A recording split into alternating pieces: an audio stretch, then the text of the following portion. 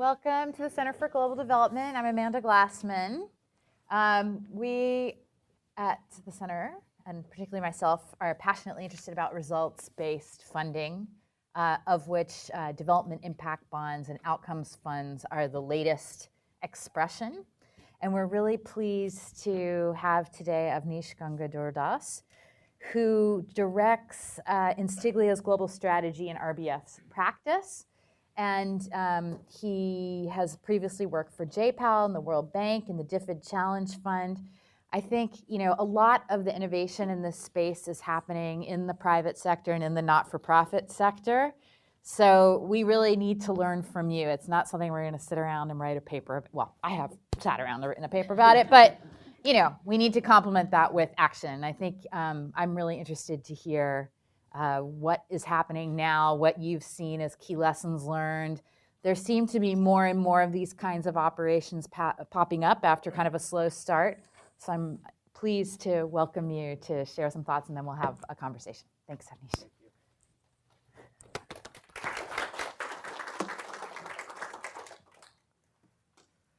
So I'm supposed to have a presentation. Okay, good. Well, thanks, Amanda, for having us today, and thanks to everybody who's joining here and also online. So we're really excited to talk about sort of the experience we've been having at Instiglio with impact bonds, but broadly speaking, with results-based financing. So the sort of like roadmap really quickly for today's presentation, I'm going to take probably around 45 minutes to go through these slides. And then we'll have, I think, a Q&A. So sometimes I may go a little bit fast, but I know that you're going to catch me on the Q&A, so that's fine.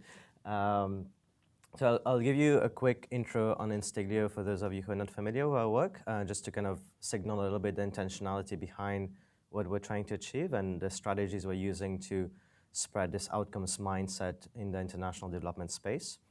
And then we'll dive straight into some concrete experiences to give you a sense of what these structures look like, what the technical terms of these contracts, but more importantly as well, what's the change we're seeing in the way development programs get delivered, and what that's looking like moving forward, especially with the emergence of what's called outcomes funds, which are facilities that are supposed to really accelerate the experimentation of impact bonds and provide much more learning to the sector, hopefully, on how to do these things right. So that's a little bit the roadmap. Without further ado, let's dive straight into it. So Instiglio has a very simple mission, is to help our development partners, clients, really figure out how to ensure sort of maximum impact for every dollar spent in international development. So we pursue that effectiveness agenda.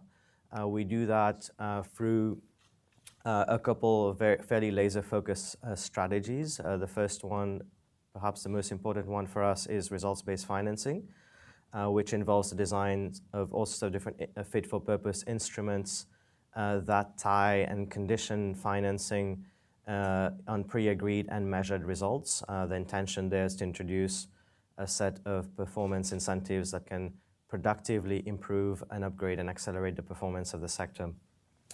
And the second piece is what we call performance management, where we sort of shift aside from working with the funders to design these results-based financing instruments to working with the delivery organizations, the implementers, to adopt a set of delivery management sort of practices that can really upgrade the outcomes that they're getting out of the delivery processes.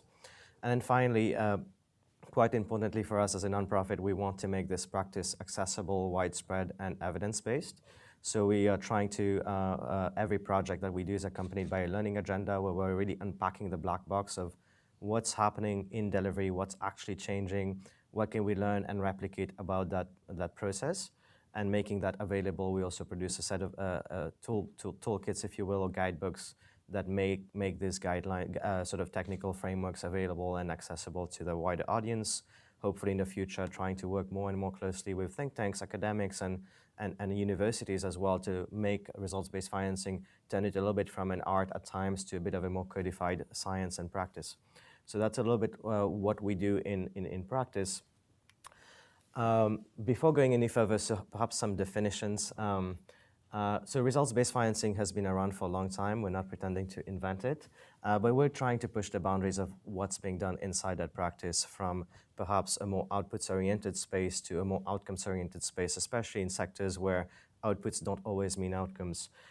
So just to kind of like define what we mean by that, so inputs and activities, if you're thinking about a workforce development program, is how many classes are being given to an employed youth, how many trainings are being given, and so on and so forth. And outcomes, the outcomes sort of spectrum of things is, what are the skills that are being built for this youth? Are they getting jobs? Are they retaining these jobs? So we're trying to tie in financing more and more to that sort of like end of the spectrum of the outcomes. But just kind of like, just to maybe finish that slide, our sort of belief is that results-based financing is a practice and an approach that needs to be sort of fit for purpose, fit for context. So there's no sort of didactic, every time it needs to be 100% based on outcomes. It's really going to depend on the context.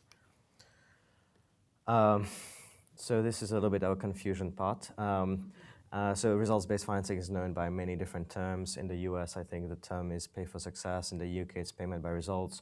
But all of these terms really refer to this idea of how do we thoughtfully structure financing in a way that signals the intentionality of results and conditions and introduces performance incentives attached to these results. So there's a range of instruments that have emerged, if you will, based on different contexts of the different organizations. For example, you have the World Bank doing a lot of performance-based loans these days, which is called the Program for Results instrument. You have performance-based grants, which is widely practiced, where central governments make transfers to local governments based on results to pressure for better delivery at the local government level. And then you have these impact bonds, which we're going to talk a lot about today, which are perhaps the newest instrument on the block. Our work has sort of really spanned across this entire spectrum, and more we're looking at instruments that really impact the delivery of governments themselves, and working directly with public sector systems of delivery. So this is actually a framework from CGD that was documented here. It's a little bit of a widespread agreement across practitioners that results-based financing, at least theoretically, is trying to activate a number of mechanisms of impact in the delivery process. And at the end of the day, results-based financing is really looking at what we might coin as the delivery challenge. How do we translate well-designed and good-looking policies into actual results on the ground? And how do you motivate a certain focus on outcomes in the way implementation happens? So we have 4 sort of basic theories around how this happens to perhaps set a theoretical framework for this discussion. One is, the obvious one perhaps, is by defining outcomes and making it salient and creating stakes around those outcomes. We're really drawing a new level of attention and focus on these outcomes, and you'll see how this plays out in implementation, in planning, and in evaluation. Where all the way end to end in the implementation process, that focus is quite strong. Second, through the alignment of financial incentives, we're actually making those stakes not only reputational, but also financial, and making sure that each of the actors involved in the delivery chain are motivated by this financial incentive to achieve greater impact. And third, on the bottom, is perhaps something that gets a little bit overlooked, but by putting the control on results, we can afford to give much more flexibility on the activities that get done. So we don't need to control activities as we traditionally tend to do in traditional financing. This gives a new level of autonomy and problem-solving ability at the front lines to really figure out and tailor solutions to the problems that emerge and to the evolving context that we are facing on the ground, which is an important driver of results. And finally, by sort of holding people accountable for the outcomes that represent sort of the change in the lives that we're looking for, we're creating a better system of accountability. So these are the 4 drivers that we sort of vary in the different instruments of results-based finance. Now, sort of our theory of change as an organization, or what we're trying to do, we're really trying to spread that outcomes mindset as widely and as well as possible. So we're working with more and more actors to introduce that outcomes orientation, and we're helping deepen the actions in that outcome orientation. So how do you go from pilot projects to perhaps a mission for a donor agency that's espousing these practices, to an institutional level adoption of results-based financing? That's a little bit the accompaniment that we're doing.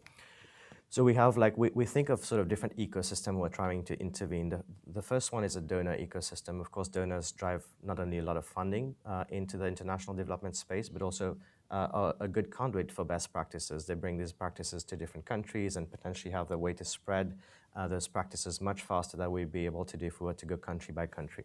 So we work with quite a lot of donors in the last 7 years. We've been able to work with bilaterals like USAID, UK Aid, the Canadian Aid, Millennium Challenge Corporation, and the Swiss and others, but also with multilaterals like the World Bank and the IDB, who are taking some first steps in actually thinking about the instruments in a more outcomes-oriented way. And our hope is that we're going to grow this activity space, if you will, and really gravitate towards the most influential and large-scale funders and work with them to move towards this institutional adoption of an outcomes orientation in the financing. And that's really what we're trying to efficiently achieve over time. That's our theory of change, at least of our own impact in the international development space. And then we also recognize that a lot of stuff gets defined at the country level as well, especially in countries like in Colombia or in Latin America, where the government funding is a big part of the game. So how do we intervene in those ecosystems? How do we influence public policy at the local level? That's the second big focus of Instiglio's work. So in Colombia, for example, is the place where we're most advanced. We've been there for 7 years. We started off with a couple of experimentation that were highly profiled.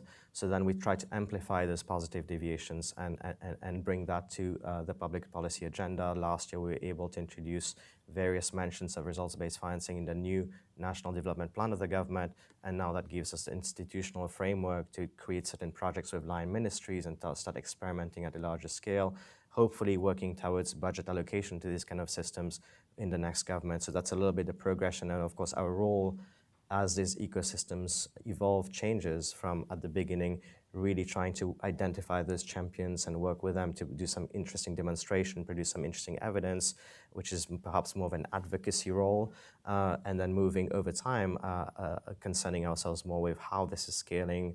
Are there best practices in place? Are there certain standards that are being set up, which is a much more kind of research-oriented agenda over time. We're also we've started a new sort of strategy in Peru as well, hoping to set it up for the next government in 2021. And Kenya is another area where we focus quite a bit at the local level. So that's a little bit the sort of theory of change of how we're trying to spread this outcomes mindset. Now, sort of let's get perhaps away from the theory and the theories of change, but to some actual experiences. So I'll speak about impact bonds because I think there's something interesting about these instruments, which is that, you know, oftentimes when we think about performance-based financing or results-based financing, we're starting from our capabilities and our systems and then trying to think, what's the next leap of performance? And you're obviously extremely constrained in what you can do by the capabilities in the system, by the financing in the system, and so on and so forth. But impact bonds really turn this around. They start with saying, what's the actual impact we want? And how do we adapt the systems around to actually make that happen? How do we adapt financing? How do we adapt capabilities? How do we adapt verification processes? So it's in some ways like a bit of an island of excellence that you're trying to create and promote and trying to learn what it takes to actually achieve these outcomes in the most purest manner. And there's something interesting that I'll show you that we learn by doing this process. So let's dive right into it. So just again, sort of definition, at the heart of an impact bond is a simple pay-for-success contract between an outcome payer, which is a foundation, a development agency, a government, anybody who's paying for these programs, and a service provider that's actually going out and solving the issue, whether it's an education program or a health program or a workforce development program. And the unusualness of this contract is that it conditions the funding almost all the time 100% on outcomes. So there's 100% sort of like conditionality on you achieving these end outcomes, which could take 2 years, 3 years, 4 years to achieve, which is obviously quite different from other types of results-based financing where most often you have a small portion conditioned on results. The second unusual factor is the extreme level of flexibility that's given to the service providers. By virtue of attaching all the money and conditioning all the money on outcomes, you're able to expand that problem-solving sort of space and give them much more room for maneuvering, what kind of design of intervention they need to put forward, how to iterate the delivery approach. So you're maximizing focus on results. You're also maximizing autonomy at the front lines. and you're trying to figure out how they deal with that and what emerges out of it. Of course, this creates a financing problem, which is how it is, and NGOs, service providers get the money, which sort of necessitates the introduction of this third actor called an investor. These are usually, at this point in time, philanthropic organizations or impact investors at best, who are already usually working with the service providers and partnering with them in a new way. So they provide the upfront investment that allows the service provider to work on this issue that they're working with, deliver the results, which gets always verified by an independent evaluator, and based on the outcomes that are measured, there is a trigger of the payments back to the investors and the service provider. So that's a little bit sort of the basic mechanism of impact bonds. Now let's see how this works out in reality. So just as a sort of like landscape, and thanks to the works of Brookings and others to like map those that activity space, we have about 12 impact bonds in the international development space. A couple in India, a couple in Latin America, and quite a few in the African continent, as you can see here, and a lot more in the high-income country space, led mostly by the UK and the US, domestic sort of financing plays. The first development impact bond was launched in 2015 in India. It's on girls' education. We'll talk about this a little bit today. The very first social impact bond, by the way, just quick distinction, development impact bonds is the terminology used when the outcome payer is a non-governmental organization, so whether it's a bilateral organization or a foundation, and a social impact bond is the terminology used when the outcome payers involves a government, a local government that's paying for the outcomes. So the very first social impact bond was launched in 2017 in Colombia, and then we have also the emergence of these outcomes, which we'll talk about. Wow, okay, so that's really impressive. I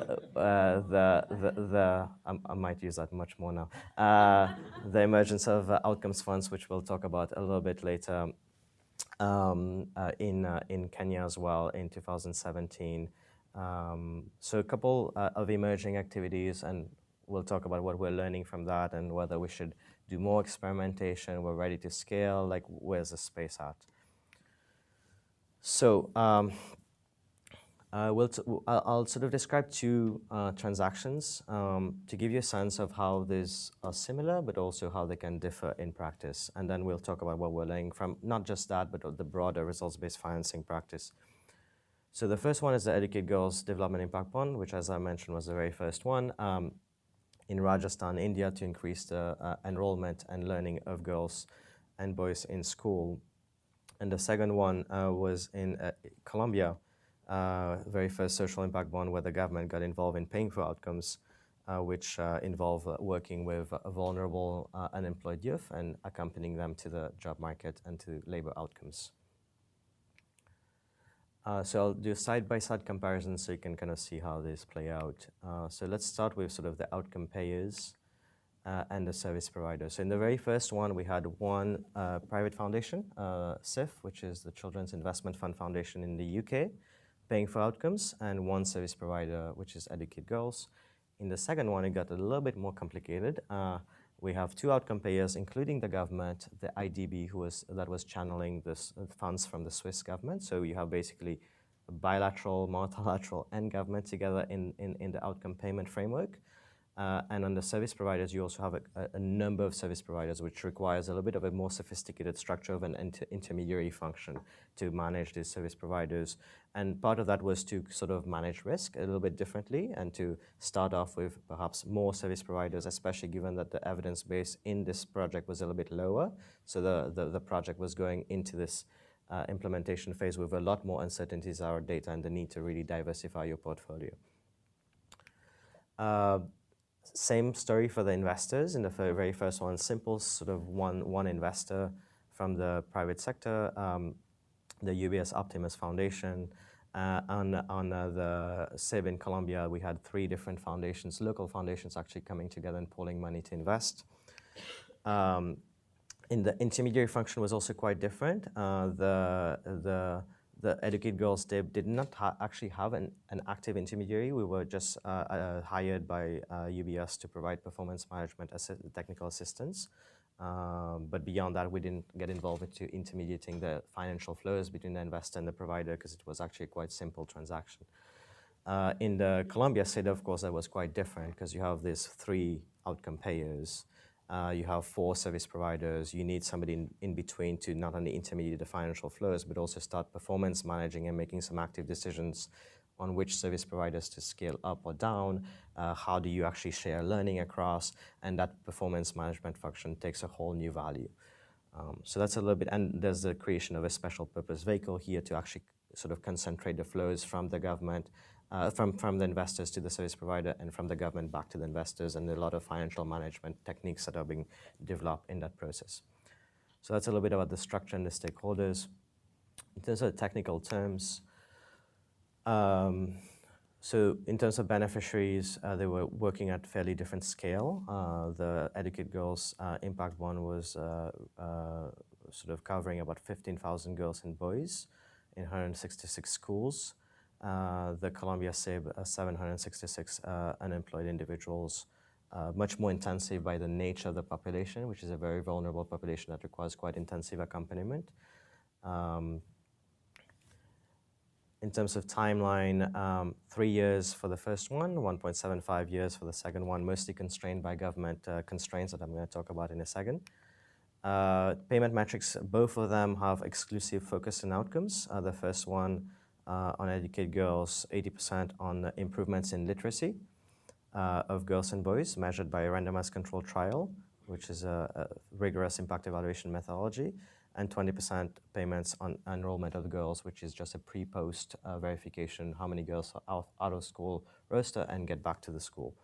In the Colombia SIB, we're talking about placement, job placement, 50% of the payment, job retention, 50% of the payment, and 10% bonus payment for 6 months job retention. So just good to sort of like comment here in Colombia, when we looked at the sort of evidence base, it was rare that people even measured job placement. So we're really trying to push the boundaries of what was being measured, let alone what was being delivered, right? So this was actually a really ambitious bet in many ways.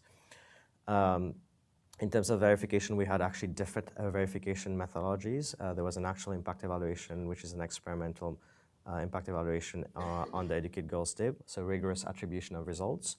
On the Colombia SIB, which is actually quite common in workforce development, it's observational, and we'll talk a little bit about the challenges of that.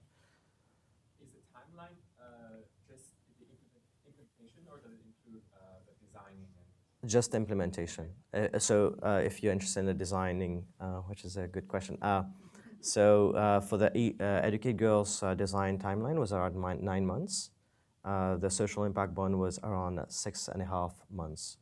So it's not as crazy as some of the timelines we've heard, but we definitely need to continue making progress on that. Maximum outcome payment, we went from $422,000 small scale pilot to $1 million, which for the very first outcome sort of contract for the government of Colombia was actually quite significant. So yeah, those are some of the terms that we saw in those 2 different contracts. So the whole idea here is to kind of, the intentionality is to create these incentives around the outcomes, and by virtue of not having to precondition funding on any activity, there was actually an incredible amount of flexibility given, even in the government contract, where very few activities were specified, safeguards were put in place, but few activities were actually specified, and the providers could really iterate as they saw fit to achieve these outcomes. Okay, so in terms of the results, I would say both of the results were positive.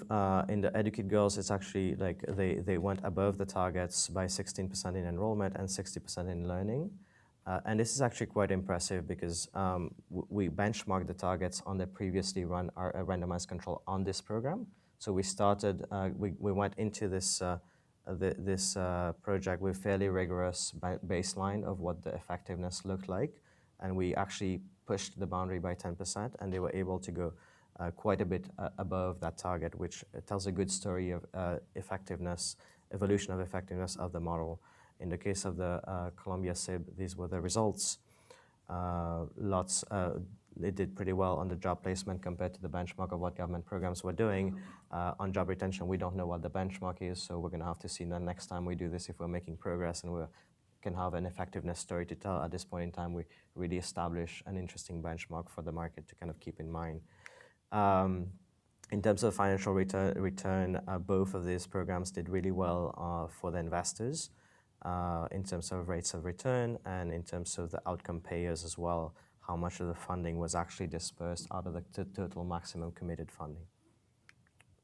Now, sort of to the interesting, perhaps, like piece of this presentation, what are we learning, and how sort of this focus on outcomes is really impacting, perhaps a way to summarize this, the process of development projects, like from planning to implementation to evaluation.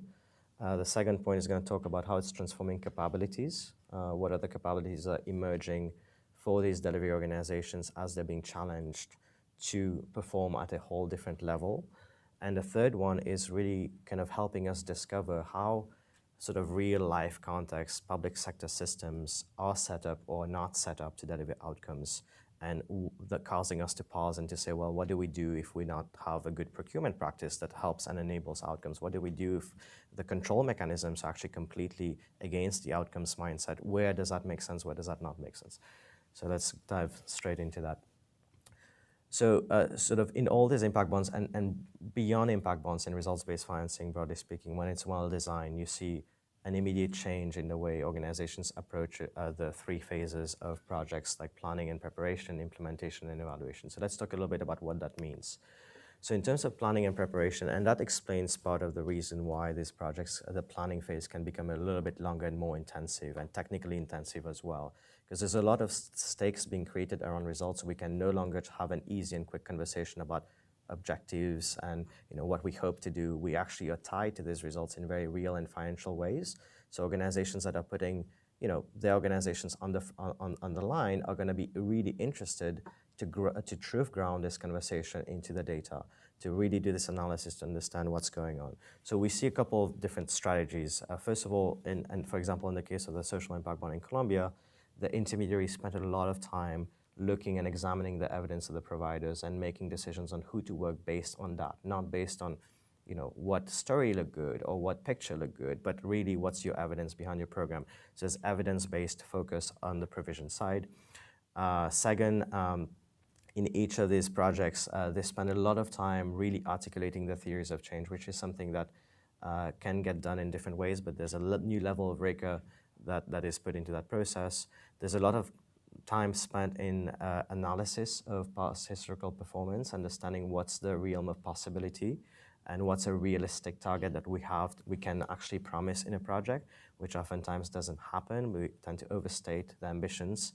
And then the final thing, which is also, I think, also important, there's this truth grounding leads into certain alignment conversations about what is the outcome we're really after, as opposed to kind of debates around what the intervention model should be, what the activities should be, which is a bit harder to align people around. So that's how this is changing a little bit, the planning and preparation, which we've more focused on the results.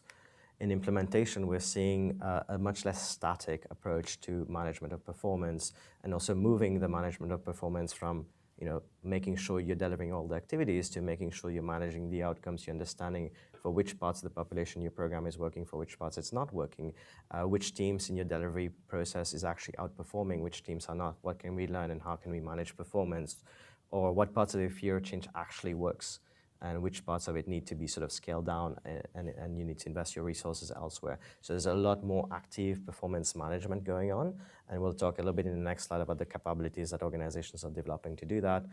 And as a result of that, you see iterations in the type of designs being put into play, in the type of delivery approaches also being put into play, and I'll give you some examples in a second. And then in evaluation, of course, there's a push to have more rigor and at least to really think ex ante about how we're going to identify results and impact and how we're going to measure what we've done. And there's also the emergence of a new type of research and the recognition that results is not just about good design. It's also about good design and good implementation.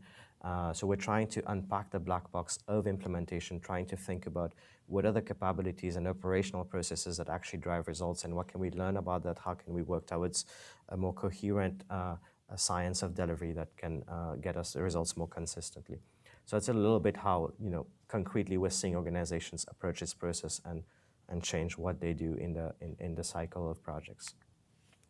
Now, in terms of transformation of capabilities, it's probably like sort of the thing that gets us most excited because, of course, like there's been criticism around this takes a long time, it's very costly. What's the sort of real play here? And our belief is that the real play is that we're providing a space for organizations to really transform their capabilities, to really think hard about what needs to be built inside the organization to achieve outcomes. So the first thing is around data. Most organizations we work with, and that's true for Educate Girls and many of the service providers as well, when you go in, a lot of the monitoring system is around reporting requirements.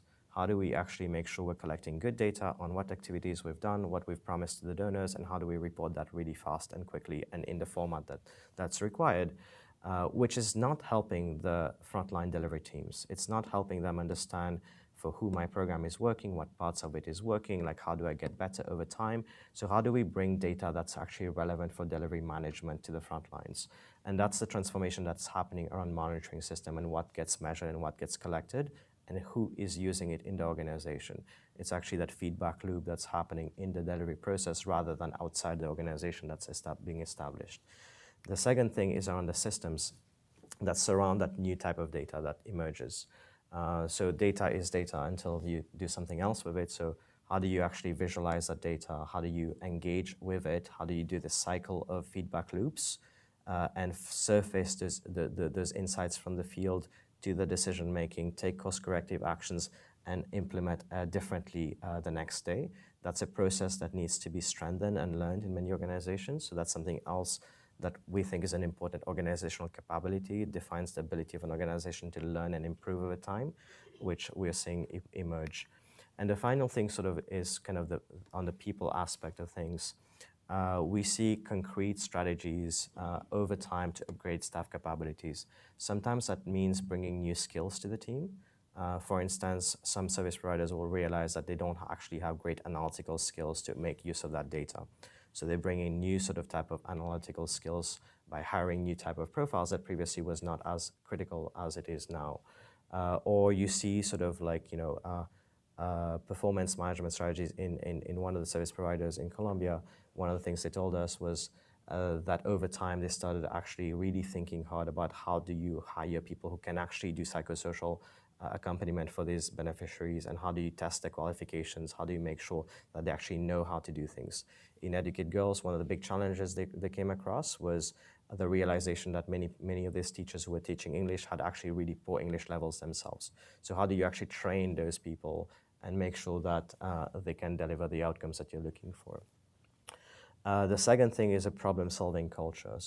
And I use the word culture because I think there is an aversion to talking about what does not work. Nobody wants to like hear what didn't go well in implementation, why did you not meet the targets. So there's a culture of like really not talking about these things, and how do you move from that to a culture where actually it's rewarded to talk about what doesn't work. Because that's what's required to perform better, is to first recognize what doesn't work. So we're seeing the empowerment of that problem-solving culture in the form of actual failure meetings being held in service providers, where people are encouraged to come and talk about what is not working at the front lines as opposed to what's working. And then finally, there's an empowerment at the front lines. And that's a recognition, even in the service providers, that when you're sitting in Mumbai, it's going to be hard for you to know what the Rajasthan context look like. Or when you're sitting in Bogota, it's going to be hard for you to know what's happening in the communities on the outskirts of the city. So how do you actually empower those frontline workers to really be agents of change, but also agents that bring you information that's needed to continuously iterate those kind of programmatic elements? So these are the kind of like, best practice. None of what I'm talking about is rocket science. And that's partly the beauty of what we're trying to do, is simple sort of management best practices that have been tried and tested in other industries. Of course, they need to be adapted to our sector, where the bottom line is not as clear perhaps as elsewhere, where the intrinsic motivation is part of the motivation equation. So we really need to think about how do we bring incentives to the picture, and how do we not demotivate people as well. So there's an adaptation process, but at the end of the day, these are not rocket science principles. Now, the third part, and this is kind of what's really interesting to us as well, when you start putting, especially in the case of the social impact bond in Colombia, where we're actually implanting this island of excellence in a real life context of a government's reality, which means procurement systems are rigid, The control is on activities. You're not going to be given a lot of flexibility there. The budgeting is yearly, so how do you actually achieve results over time? If you don't disperse, it's not a good thing. It's a bad thing. You may lose your budget next time. So these islands of excellence, when you implant them in real life context, they start producing some points of tension, which is a good indication of where the system is not really set up to operate and deliver in an outcomes-oriented sort of framework. And it causes us to pause and to ask ourselves, should we change the systems?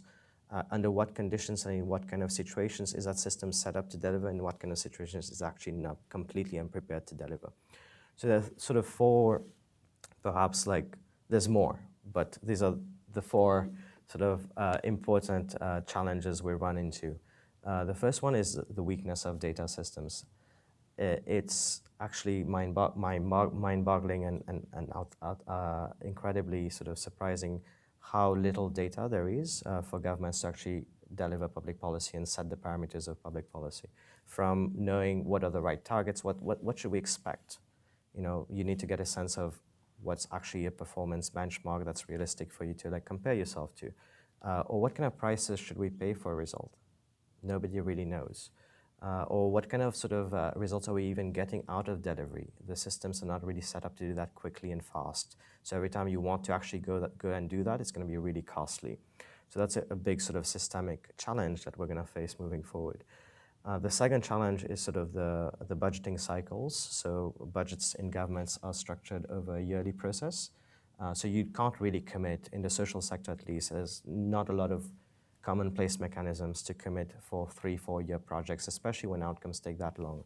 So how are you going to be able to deliver those outcomes when you need to work on a yearly time frame and be really focused on very, very short-term results that you need to report at the end of the year? The control, and that's a sort of real sort of challenge for outcomes-based financing. People are really held to account to what activities public funding is delivering. Right, so there's this activity controlling mindset that really ties down programs to a very detailed lock frame that's not going to allow you to iterate, that's not going to allow you to tailor, that's not going to allow you to evolve when the complex issues are evolving as fast as you should be able to, right? And then the final piece is aversion to non-disbursement. Even when people know that things don't work, it's good to disperse. Right, that's a really big paradox, and we face this in all our projects. When we work with the government, for example, in Colombia, one of the workarounds was that they were going to disperse first, and then the IDB was going to disperse second, so as to limit the disbursement risk on them. And we were working with an innovation unit of the government, which is supposed to be the unit that has the most flexibilities in the government.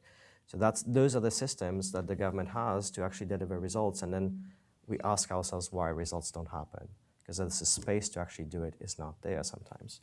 So there are programs and policies that can be effectively delivered with those kind of systems, but they're probably going to be the programs and policies that are fairly simple, standardized, that don't need to evolve very quickly, that are not addressing complex behavioral changes that we're trying to act upon, but they're not the kind of policies that imagine like working on drug abuse issues, right, as an example, where you need to really tailor it to the individual needs. You need to be able to give some flexibility. You don't really know what the service is going to be until you get in front of that individual.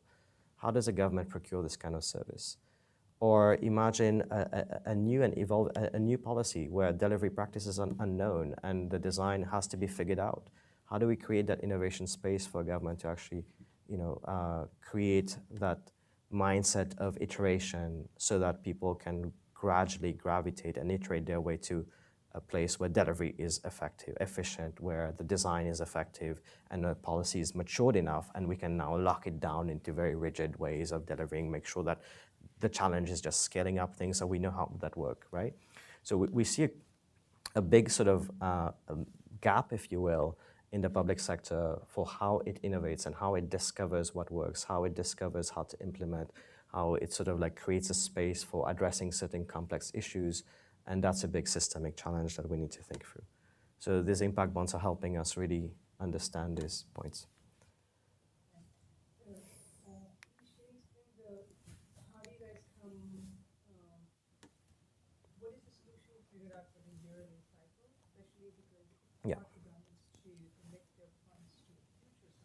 Right. payment from the current budget. Yeah.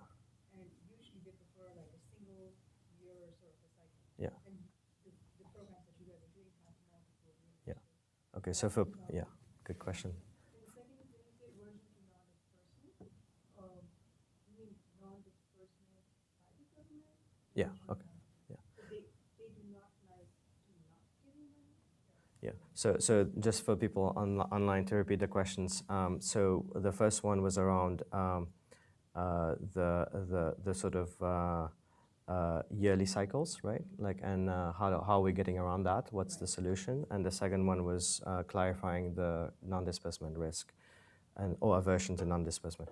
So for the yearly cycle, the quick workaround was to really leverage the donor flexibility in the very first social impact bond. But moving forward, we're trying to figure out how to adapt a mechanism in the public sector that does exist for infrastructure projects that are long-term, where you can have multi-year commitments, and trying to use that same infrastructure that does commit multi-years for the social sector.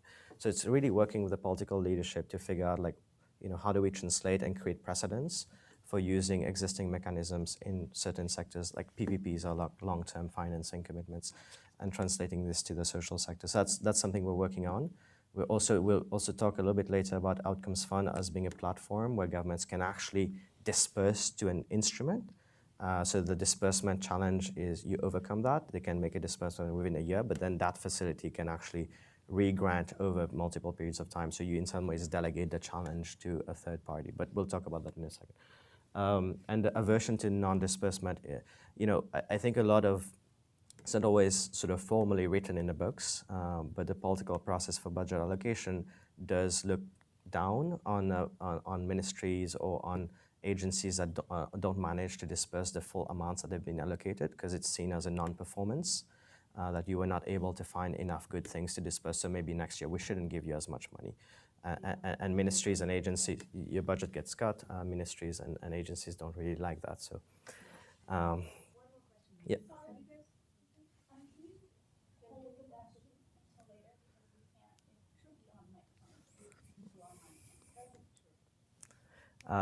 Okay.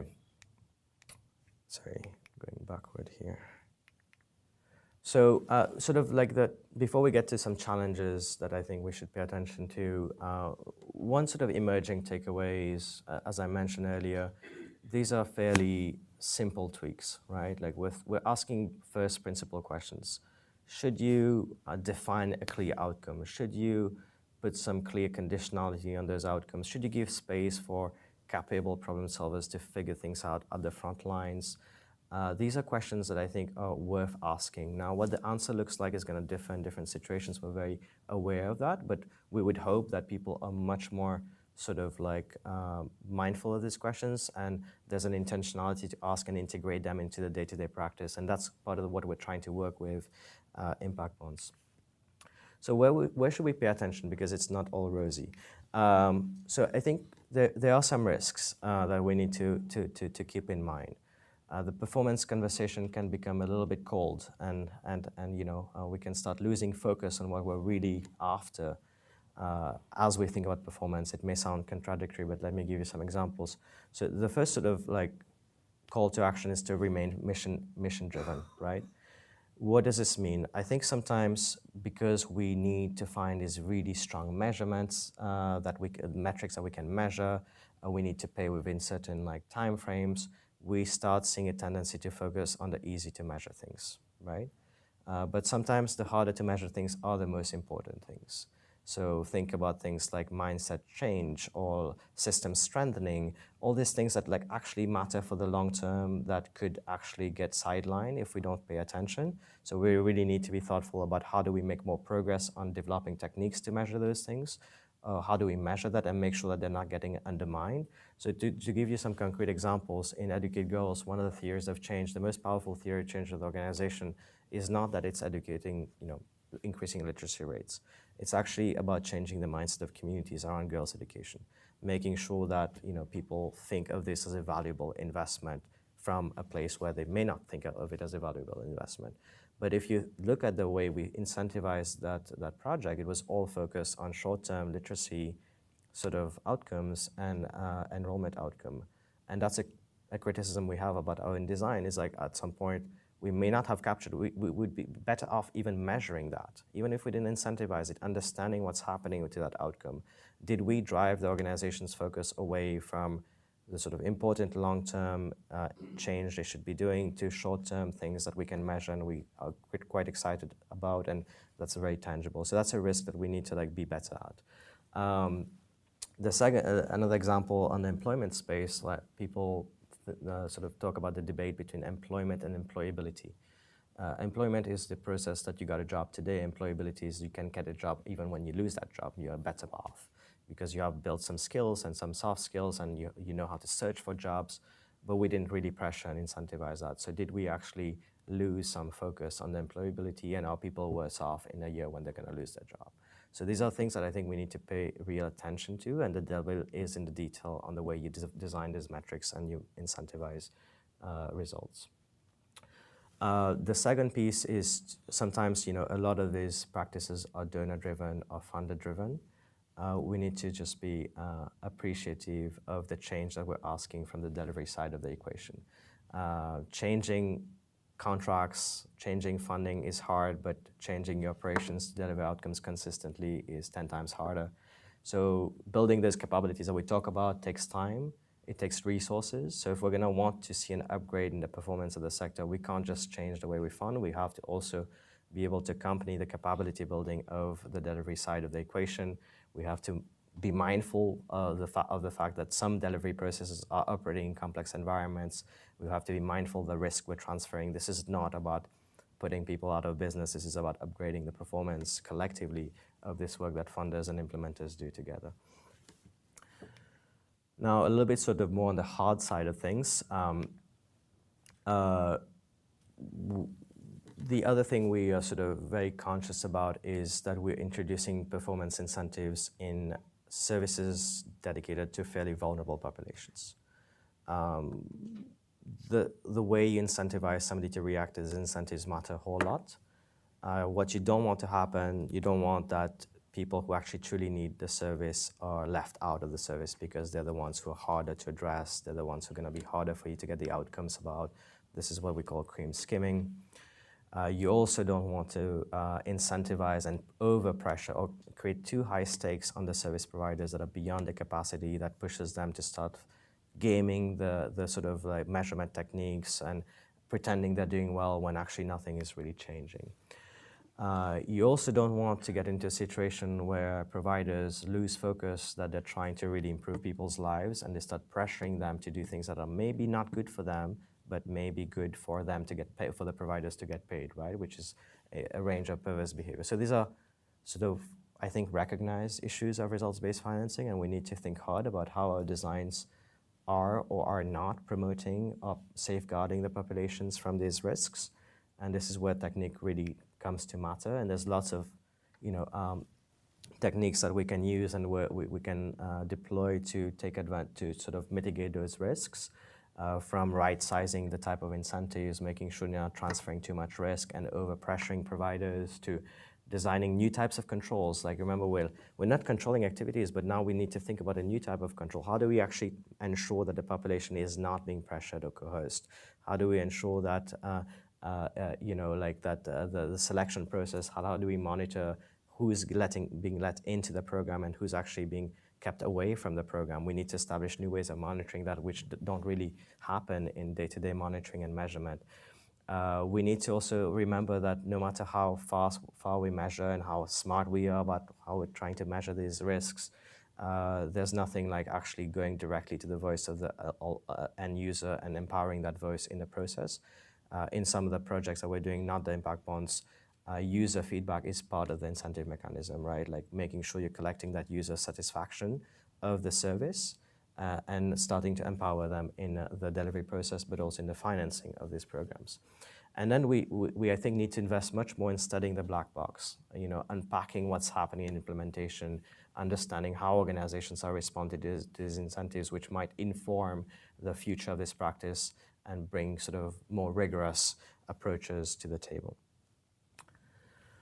So sort of like basically our call to action on this on these issues is to really think about how do we leverage the existing body of evidence. A lot of that has been created in the health space, where results-based financing has been widely practiced on the use of incentives and what works, what doesn't. Being mindful of that and sticking to the, at least leveraging the existing body of evidence, but also building more and more evidence in each of these projects that's being practiced on what's working and what's not in deploying these incentives in delivery. And hopefully working towards some standards of how this gets done and how it's actually not good for this to get done. So very quickly, I know we're running slightly over time here. We feel we've sort of, at this point in time where there are some really interesting experimentation happening. They're quite promising. It's not yet the point to sort of cry victory and say that we've figured it out, of course. There's something intriguing about what we're seeing. And there's also some big questions that need to be figured out. So we're sort of our next step for us is how do we increase experimentation? How do we experiment faster in different contexts? And how do we increase the body of evidence around this, working towards this codified practice, right? So learning something about delivery management in the social sector, learning something about how to improve it. And one of the challenges is, the rate of progress, as you have seen in the beginning, is not been that great. I mean, we've had 12 impact bonds in the last 7 years. We would hope there's more experimentation, that more donors are getting involved. We'd hope that the scale of the total sort of envelope of funding in this space would grow so that we can actually start having meaningful conversations around changing the systemic barriers, because nobody's going to change the laws for $2 million, but maybe somebody's going to start paying attention when you're talking about a quantum more, right? So our answer and our contribution to kind of that evolution has been to think about these facilities called Outcomes Fund that can really scale up experimentation faster. And can crowd in more and more players to this space so that they can also start building the capabilities and understanding of the practice. So an outcomes fund, again, sort of walking very quickly through the definition, and I'm gonna use my special feature here. The outcomes fund is basically think of it as a special purpose vehicle. It's a facility, it's a financial facility that's structured to crowding these outcome payers in a multi-donor trust fund kind of play, which they're very familiar with. So it's not asking them to change the processes, the procedures. It's actually making this really easy for bilateral, multilateral, and governments to get involved in the space without really changing too much in the way they do things, and delegating the innovation challenge to the outcomes fund, which is ideally set up to disperse based on results. So the financial management systems are set up to do that, the procurement systems are set up to do that, the control is set up to do that. So we're really experimenting with what an ideal state institution that's entirely outcomes oriented, that's donor funded, what does that look like? And trying to build a bit of a blueprint for that through that experimentation. And this outcomes fund then sort of puts a bit of a challenge, if you will, to the marketplace. And it says, we're interested in X outcome. We want to pay for X outcome at Y price. We want to measure it in Z way, with a particular methodology. Who's up for the challenge? And then we're quite open, actually, who responds. It could be the service provider, it could be the investors. It doesn't really matter. We're really leaving it up to the marketplace to really figure out how do you get around this coordination problem as long as you most efficiently deliver the outcomes. So the service providers respond to the challenge, sign up for the challenge, and then they go and bring the investors and philanthropies to pre-finance the challenge, deliver the results, and then the evaluation kicks in, outcomes fund pays back. So that's a bit of the same dynamic of the impact bond, but with the difference that this sort of outcome payer function has been made much more easy, which we hope is an important mechanism to scale up the funding that's going to the space.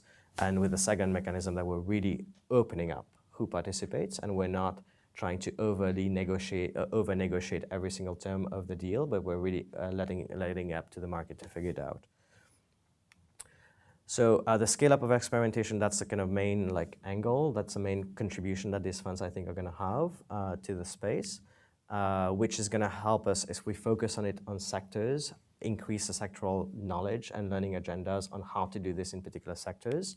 And hopefully, as I mentioned before, establish at least a blueprint on what an ideal system that's looking to deliver performance at a larger scale looks like, and motivate certain changes for governments in their own systems wherever they work.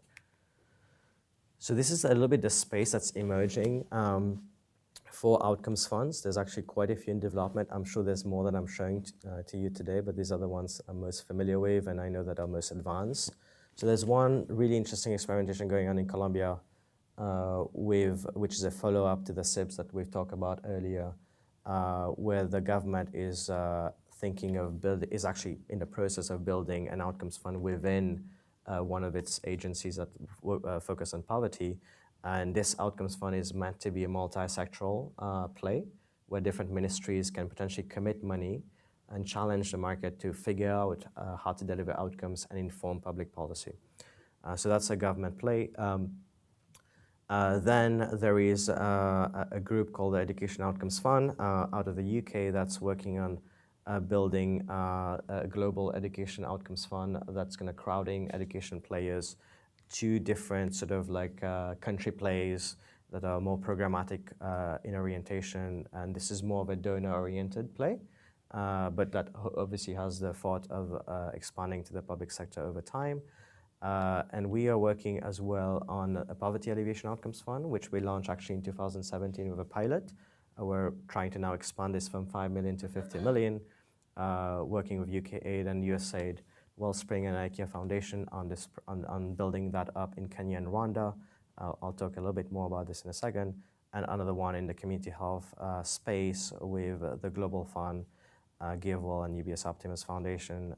We're in the process of identifying countries and figuring out how the technical design of this. So each of these is a sectoral invitation, is a sectoral play. It's an invitation to organizations that truly care about outcomes in these sectors to come and grow the experimentation of this pure pay-for-success contracting in different countries and to really grow and scale the sort of like experience globally. This was how the players that were involved in the pilot project. So you have like DFID, USAID Div, and Wellspring Philanthropic Fund, which used to be anonymous, now is not. They all sort of committed their money into this outcomes fund that was held by the Global Development Incubator. The service provider that responded to the challenge was Village Enterprise, operating out of Kenya, Poverty Graduation Program. And they were able to raise, in a matter of 6 months, all the capital needed for this fund, which was a big experiment for us. Like, we were not sure if a small $1.5 million a year revenue organization was going to be able to respond to a $5 million challenge and find the funders and really figure this out. But this was a bit of a demonstration point that showed that once these funders made a credible commitment of a pay-for-success contract, the impact investors and philanthropists quickly followed, attracted by the opportunity to leverage big funders. And this was targeted towards ultra-poor rural households in Kenya. So, just very quickly, because I know we're running out of time, the outcomes were 100% sort of tied to increases in income for the households being served, proxied by increases in household levels of consumption and assets. And this was measured for randomized control. This is being measured by a randomized control trial. Yet we don't yet have results. The first results are actually going to show up in July 2020, and the final payment in July 2021. So that's a little bit sort of how this instrument is working, where there's a sort of pure focus on the income improvement of the households. Again, lots of flexibilities for Village Enterprise to figure out how to do this. Very rigorous evaluation, and we're waiting for the results. So now what we're trying to do is to say, well, we're going to find one data point on how this works in poverty alleviation. We'd like to actually get many more data points to learn from, pressure different types of organizations working in different sectors that are trying to address poverty, from agriculture to workforce development to livelihoods and other types of interventions. It really doesn't matter how you're getting to the outcomes, as long as you're getting to the outcomes. Of course, some secondary outcomes might differ, and we're conscious of that. So we're working very closely actually with the government of Kenya and Rwanda to really figure out how this outcomes fund, what's the place of these outcomes fund in the local ecosystems, what's the specific contribution we can bring to the country. So in Kenya, what's really interesting, the value proposition that we're discovering is that there's a very healthy ecosystem of nonprofits and donors working in the poverty alleviation space.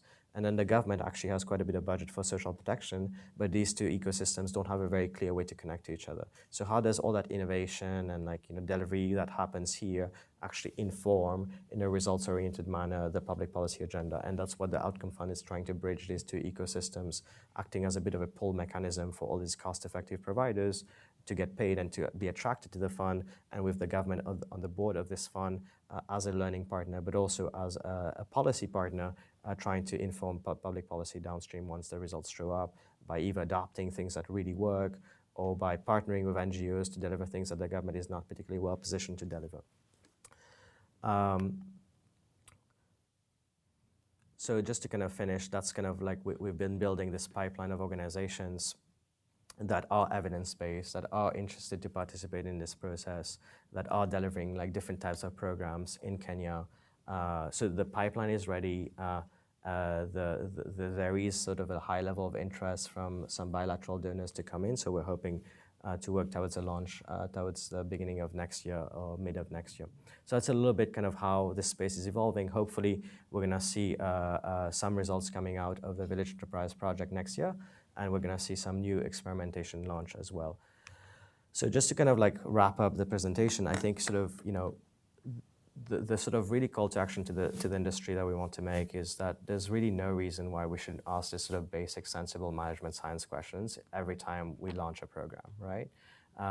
And these are known techniques. We're not talking about rocket science, that we do need to adapt to a sector, but our hope is that over time, as we're scaling the experimentation, that we're creating a bit of a different discourse, that the discourse around development is not so focused on design, policy design, what's the right policy, what's the right intervention, what's the right evidence behind this intervention, but actually how do we deliver? Because it doesn't matter how good your policy is, but if we can't deliver, nothing really is going to happen.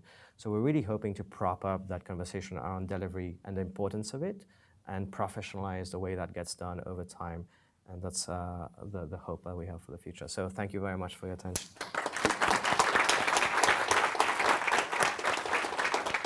Thank you, Avnish. Switch chairs. Yeah, we can just So let's go to your questions and comments. I think one question that I have to kick us off is, especially with the outcomes funds, so there are a bunch of trust funds, as you say, around today, or big global health funds, for example. Should our goal be to try and get them to adopt some of these approaches that we see here, or is it to create a new vehicle? Obviously we have to do proof of concept because we have not yet convinced the mainstream that results adds value, this kind of mindset that you're talking about. And I wonder if you could reflect a little bit on that, just because, as you say, there is huge risk aversion. The share of total aid that's involved in these kinds of approaches is minimal of the total. So I asked you 20 questions there, so let me just pause and go back to you and get ready. When we go out to the audience, please say your name and your organization and your question. So go ahead. Great. So I think we can do both. I think there are sort of existing platforms, and actually there are interesting conversations happening right now around sort of the GPE or the GPOBA at the World Bank. We've been actually working with them to increase the orientation of the organization towards results and outcomes, and now they've rebranded as the GPRBA, which is the Global Partnership for Results-Based Aid from the Global Partnership for Output-Based Aid. So there are some transitions already happening of influencing these existing trust funds. But I think there's also the room for certain sectoral plays, right? Like the GP is actually considering, like, how do we actually get involved in that education space? Do we get involved? Do we not? The mandate is not always going to be there for doing that. I think we need to be a little bit nuanced. Sometimes I think in the poverty alleviation space, for example, I think there is the need for experimentation and piloting. And over time, you would hope that an institution at the World Bank or an institution that's a little bit more established and has a bit of a more scale reach can get interested in adopting and partnering in that scale-up process. But as you mentioned, we are still at the experimentation stage, and I think these bigger players will be moved once we have more interesting results to show for, and once we're being able to perhaps amplify and work with some of these early champions to get the scale to be a little bit higher than it is today. Mm-hmm. Okay, so here, and then Rena, and then Renu Sarkar, Millennium Partners. Yes. Thank you. This may be a related question. You mentioned in relation to the Columbia SIB that they formed a separate special purpose vehicle. I'm just wondering if you can give us an idea of what that special purpose vehicle was. For example, was it an LLC, a joint venture agreement, investment facility? And secondly, did those SPVs survive once the project ended, or did they go on, or did they terminate? Okay, let's go take two more. Rita?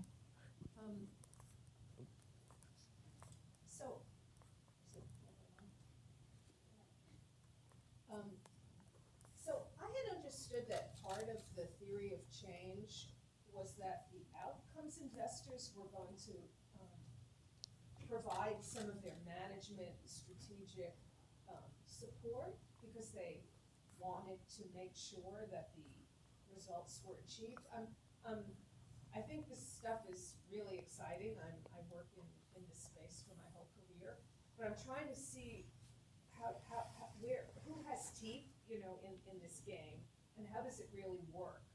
And why do bilaterals, for example, what is their interest, other than wanting to support innovation, in maybe getting paid back because they put money into a fund? I'm trying to sort of understand the drivers here.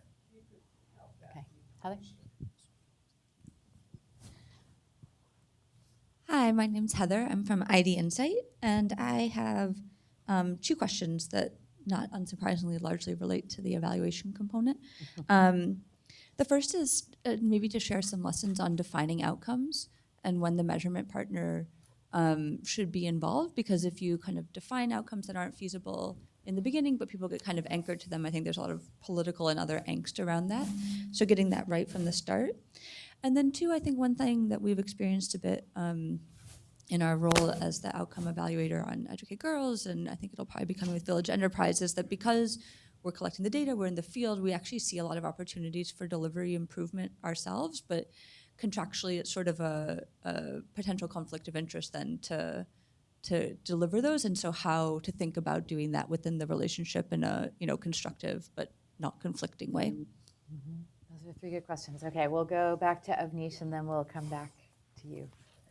So the first one was about the SPV. What's the legal setup in Colombia? Did it survive once the project was ended?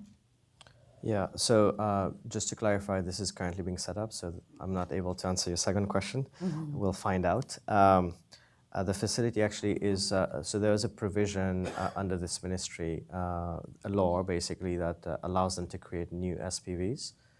It's a privately held SPV, but it's regulated by a public sector framework, and that's a provision that actually is incredibly useful. We just found out that this actually existed, so we're leveraging this existing sort of like provision to create that privately held facility. To the second question on the theory of change of investors, so I think absolutely the investors are bringing that management, that focus on management. They're not always directly bringing it, because some of these investors as well are learning how to apply management practices to the social sector. They are very familiar in how to do that in their own sort of private sector practice, where the bottom line is a little bit easier to measure, as Heather will tell you. But what they are doing is that they're creating at least a funding space for performance management accompaniment, right? So they're investing in data systems. They're providing funding for building all these capabilities in performance management we talked about earlier, right? Which are professionalizing and adopting best practices from the private sector to the social sector. So there's a greater appetite and understanding of the importance of these operational aspects, which in the sector usually is known as overhead, and people don't really like that term. But for the investors, this is actually normal business, and we need to invest in those systems. I'm confused about this idea that they only pay when the outcomes are achieved, and this comment that they're also paying up front. Oh, sorry. Those are two different groups. So the investors do what I just mentioned. The outcome payers don't really get involved. They just stand back and define the outcomes and pay at the end of the process. And they don't give any of they don't get involved in strengthening Well, they really get involved in making sure that the outcomes are well defined up front, that the safeguards are put in place, that the evaluation is really rigorous, which I think are the things that outcome funders should be doing. and then they delegate the process of delivery to the problem solvers, who are the NGOs, and to the investors who are actually investing the capital and bringing those management best practices to the table. And then the investors want to be paid back? I mean, Yeah. there's this whole other issue of Yeah. USA, you know. Sorry, we have people on the webcast, so can you take the? So I'm asking if the investors, what's in it, why do they want to be paid back when they're entities like USAID, you know, other No, bilaterals? the outcome funders are USAID. They don't want to be paid back. They're paying for the outcome, but the investor is putting the money up front. They're private groups or they're impact investors or whatever. Although there have been foundations, right, Yeah. on that side as well. Okay. Okay. So they have a Thank separate you. role. Yeah, and perhaps like to finish off with Heather's question from ID Insight. So absolutely, I think, more and more, like we feel like the evaluation piece needs to be front-loaded, and there needs to be at least, I would say there's two stages. There's one where you're defining the outcomes and you're really thinking with the outcome payers what matters, what doesn't.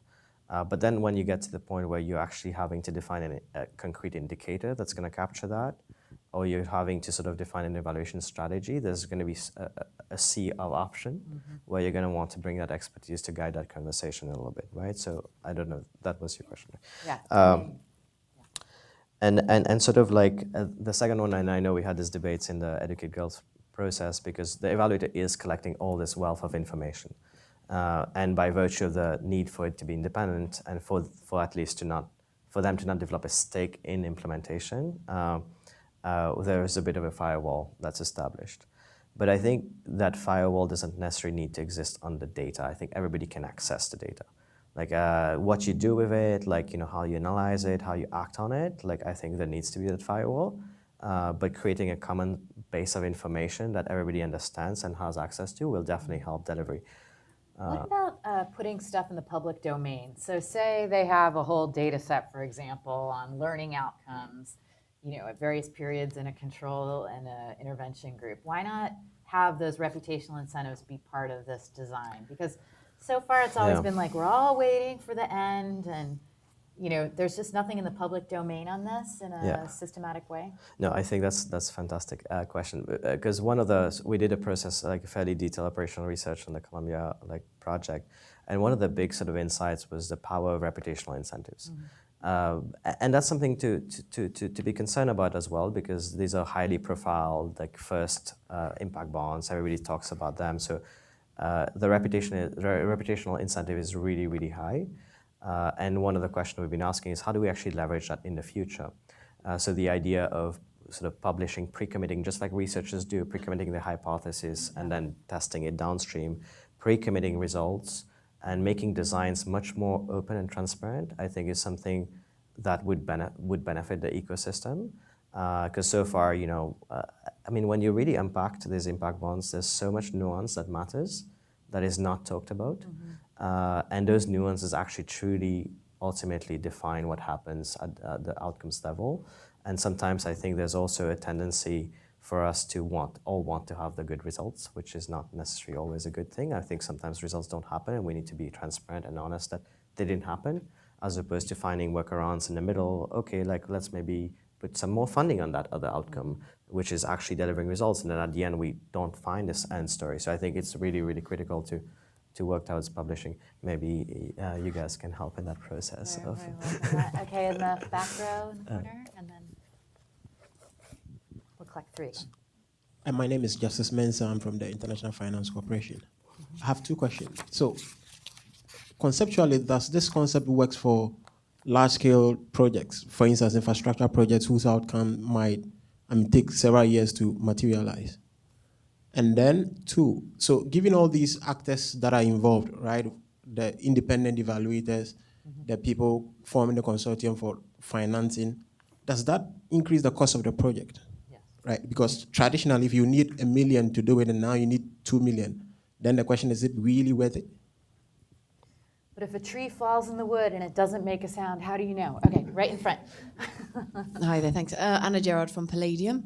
So I'm in from the health sector, where there's obviously a lot of stuff happening around this. And with the universal health coverage call to action, we're kind of anticipating then this big attraction of private capital coming to the space. So my question is, have you seen any kind of signals or indicators that private capital investors are going to move forward, perhaps in the health space or in others, and they're going to take the kind of risk needed to kind of move the sector forward, particularly on obviously the financial ROI, and without having philanthropic donors as the kind of first loss capital, are they ready to move? And secondly, kind of related to that, then your second example of the Colombian jobs pilot, when you have more complex indicators then, and you're seeing your retention rates of jobs kind of went from 60-something to kind of 40-something within 6 months, how do you structure the investor financial ROI? And does that put them off when you have more complex indicators? Thank you. Okay. One more. Over here. Yeah. Thank you. Sarah Tahami with Chemonics International. Firstly, thank you for your presentation today. And secondly, my question is, you talked a bit about the timeline when it comes to design and implementation, but I'm more curious as to the timeline that it took to identify and lock in those investors that do give you that upfront capital, and the challenges that you may have faced in that process. Thank you. Okay. I have things to say about this too, but go ahead. So first is, could you use the same contract structure for an infrastructure project at large scale? And then do all the M&E bells and whistles, are they that add cost, or the intermediary that adds cost, is it worth it?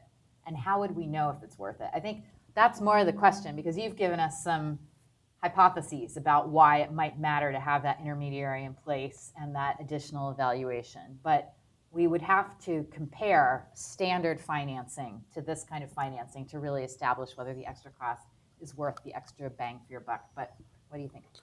Yeah, so I think the first question is kind of where do these instruments really add value, right? Like, and as I was mentioning before, I think these are instruments that are going to be really useful when you have some promising interventions that you want to really stretch the impact of that intervention, really figure out how to rapidly iterate the delivery approaches. How do you get the impact to be 2-3 times better than what it is right now? So you did need to start with that uncertainty. If in your infrastructure project that uncertainty on delivery was there, maybe it would be interesting to think about it. If infrastructure, the techniques are known and we know what exactly needs to be done, I'm not sure that sort of risk transfer and that flexibility and autonomy would necessarily add a lot of value to the delivery process. So I think it really depends on the type of interventions and uncertainties that you're facing, and where autonomy and incentives really tend to stretch the impact proposition. In terms of scale, which is the second part of your question, I don't tend to think this is a scale mechanism. I think this is a mechanism that allows us to discover how to do things. And once we really understand how to do things, we may still need some level of autonomy, but I don't think we need to condition money entirely on results at large scale. That seems to be a very problematic proposition to the way the financing works in the social sector and the public sector. So I think it's more of a mechanism to discover what works, and then we can scale with much more traditional results-based financing contracts or traditional financing processes, depending on the level of uncertainty. Now, in terms of the value proposition, that's an interesting question. It depends what you think is the outcome of these projects. If you think the outcome is girls learning, then that's one cost-effectiveness analysis, and I probably don't think it's going to add up. If you think this is about... So you think, let's just clarify, are you saying that it would be cheaper to promote girls learning through standard input-based financing versus a straight results-based aid versus DIB, or no? What? Okay, yeah. So just to kind of put numbers, right? It took us $1 million approximately to do the Educate Girls project. Mm-hmm. So you saw the maximum outcome payment was about $400. It means we spent more in evaluation, sort of design costs, and performance management than we did on the actual delivery side. Could we deliver $400,000 worth of services with the same quality for less? Probably. But could we achieve the kind of transformation we've seen in the organization and the capability transformation that they continue to use in their at-scale $10 million budget every year for less? I doubt it. See, I think this is interesting because there's a whole conversation in the health sector about how capacity building is different than a focus on outcomes. But what you've described in that case is that it's exactly the same thing. And in fact, you need the outcomes focus in order to strengthen capacity appropriately. And to create a holding environment for organizations to really focus on building capabilities, and to also like be results oriented on what capabilities you're building. Because sometimes we go in as well with an activity mindset. Okay, we're going to debate what capabilities we think should happen. But what about you actually hold yourself to the results and then figure out what are the real capabilities that make sense with a mindset to efficiency as well, because you're not going to want to build capabilities that are actually adding fat to the organization, but not really helping that achievement. So it's a results-oriented capability building process that does hold organizations to that, and you see that the leadership, from the leadership to the front lines, or the teams really gravitate around this work. You know, they are really held to this work for long periods of time, which is hard to achieve in a donor-funded sort of reality that holds you to activities and you're shifting all the time, you're doing one project the other, and the leadership is really focused on that interface rather than on the delivery questions. So I think like when you start thinking about what we're doing as an intervention on the capability space, then that cost effectiveness equation, that value judgment, like on what we're doing and whether it's adding up, I think it takes a whole different proportion. And I'm largely positive about this. Do I have the figures and facts and cost effectiveness figures to prove it? Not yet, but we're working But maybe towards it. also, just obviously in the future, we wouldn't want to see the management intermediary evaluation costs exceeding the cost of the program. That just doesn't make any sense. So I mean, part of this is a story about, you were sort of saying, well, this isn't good to scale, but it has to be at a larger scale to make it worth it, right?